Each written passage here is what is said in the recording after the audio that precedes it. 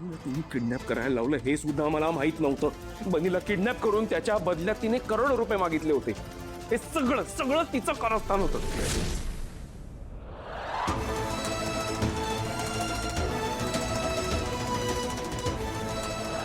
एवढंच काय ग, आकाश ठाकूरच्या मागे सुद्धा तीच लागली. त्याला मारण्याचे प्रयत्न सुद्धा ही विशाखाच करत होती.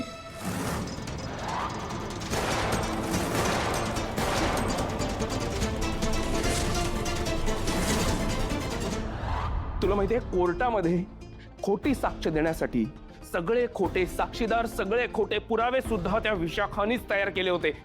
या अगोदरचा हल्ला सुद्धा तुम्ही यांच्याच सांगण्यावरून केला होतात का? हो, मीच केला होता. सगळ्यांना पैसे देऊन तिने हे करायला लावलं होतं.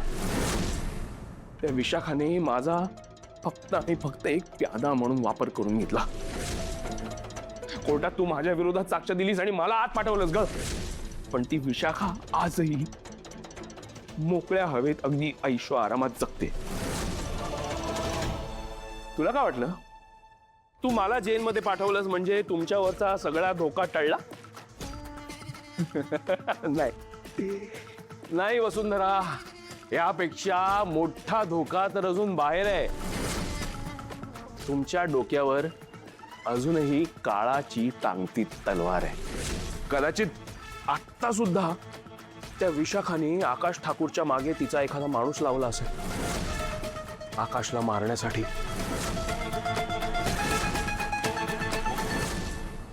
आकाश ठाकूरच्या आयुष्यातला प्रत्येक क्षण त्याचा शेवटचा क्षण असू शकतो, हे लक्षात ठेव. आणि फक्त आकाश ठाकूर नाही, तुझ्या पूर्ण कुटुंबाच्या मागे लागली आहे ती विशाखा. तुझ्या कुटुंबातल्या प्रत्येकाला ती एकमेकांपासून वेगळं करणार आहे. तुमच्या पूर्ण कुटुंबाला तिला रस्त्यावर आणायचंय, बर्बाद करून टाकायचंय. ती आणि तिची मुलगी तनया या दोघीही मिळून तुझ्या कुटुंबाला उद्ध्वस्त करणार आहे वसुंधरा. संपवून टाकणार आहेत सगळं. मग भावाभावांमध्ये भांडणं होणार, तुमची कंपनी नेस्ते नाबूद होणार, तुमचे सगळे पैसे ती विशाखा स्वतःच्या घशात घालणार आणि मग आकाशला तुझ्यापासून वेगळं करणार. आणि मग तू बिचारी दयेचं भिकेचं जुनं पुराण भांड घेऊन माझ्याकडे येणार आणि दयेची भीक मागणार.